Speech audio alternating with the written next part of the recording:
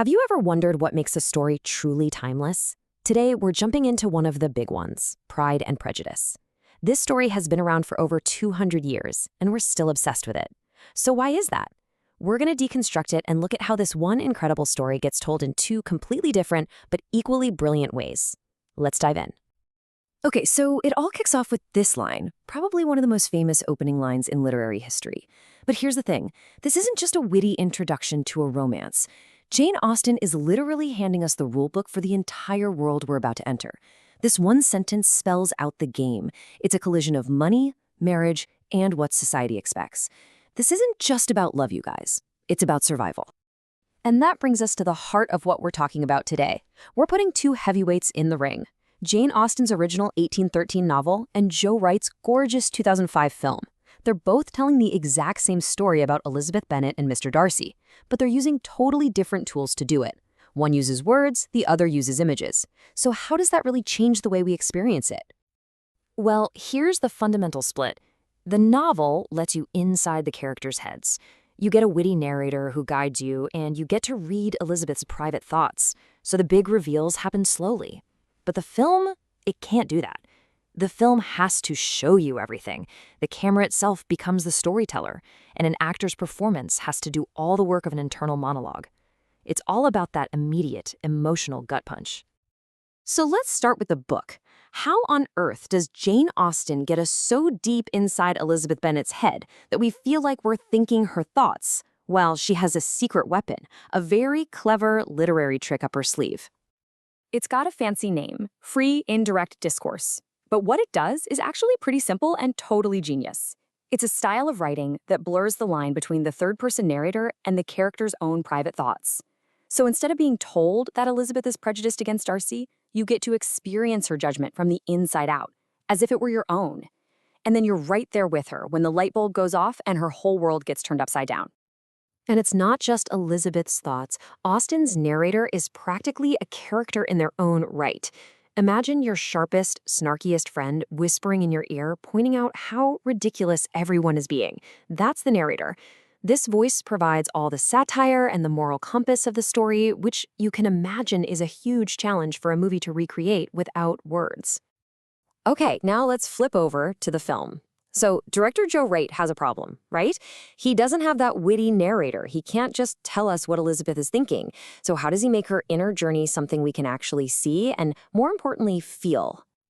He uses the language of cinema, and he uses it beautifully. Instead of telling us what's on Elizabeth's mind, he'll just hold a close-up on Keira Knightley's face and let us see the gears turning.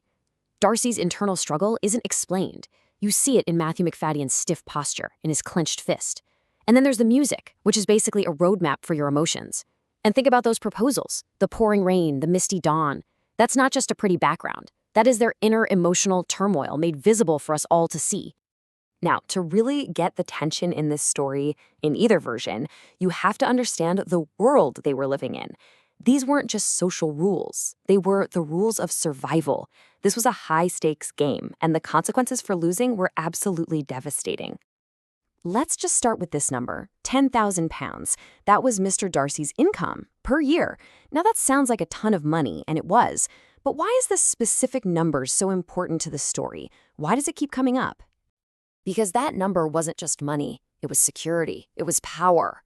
In a world with absolutely no safety net, where women couldn't own property or have careers, $10,000 a year meant you were safe. It was the difference between a life of comfort and a life of total ruin. This is the economic fear that makes Mrs. Bennet so frantic and drives the very practical Charlotte Lucas to marry Mr. Collins. And all of this money was tied into a super rigid class system. At the very top, you have the actual titled nobility, your Lady Catherine de Bourghs. Just below them, the landed gentry, landowners like Darcy. Then you have the newly rich, the Bingleys, who made their money in trade. And at the bottom of this pile are the professionals, guys like Mr. Collins and Mr. Wickham. Everybody knew exactly where they fit on this ladder. And here is the single rule that puts the entire Bennet family in a chokehold: primogeniture. This law meant that their home, their entire estate, could not be passed down to any of the 5 Bennet daughters. It had to go to the nearest male relative, who happens to be the insufferable Mr. Collins. Now you get it, right? Mrs. Bennet's obsession isn't just about social climbing. It's a desperate fight to keep her family from becoming homeless. So now that we know just how high the stakes are, let's play a little game of what if. Austen gives us this wonderful happy ending, but honestly, it was hanging on by a thread. What would have happened if just one little thing went wrong?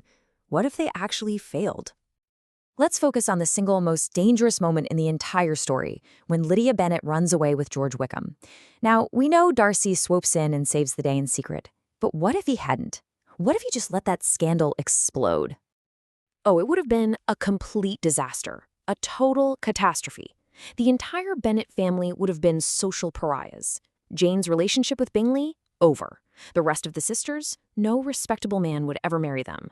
The pressure on Darcy to drop Elizabeth would have been enormous. So you see, Darcy's intervention wasn't just some romantic gesture. It was a full-on rescue mission from social and financial oblivion. And this is why seeing the potential for tragedy is so important. Austen's happy ending is not just a tidy, conventional wrap-up. In that world, it was a radical statement. She was making a bold claim that goodness, virtue, and real love could actually win out against a cold, rigid society. The happy ending feels so earned and so powerful because we see just how easily it all could have fallen apart. So, after all that, we're left with this final question. What is it that really makes a story last forever? Is it the story itself, the timeless plot points? Or is it the unique power of the medium, the specific way we choose to tell it? Maybe the real magic of Pride and Prejudice is that it's both. It's a story so strong, it's a masterpiece on the page and on the screen.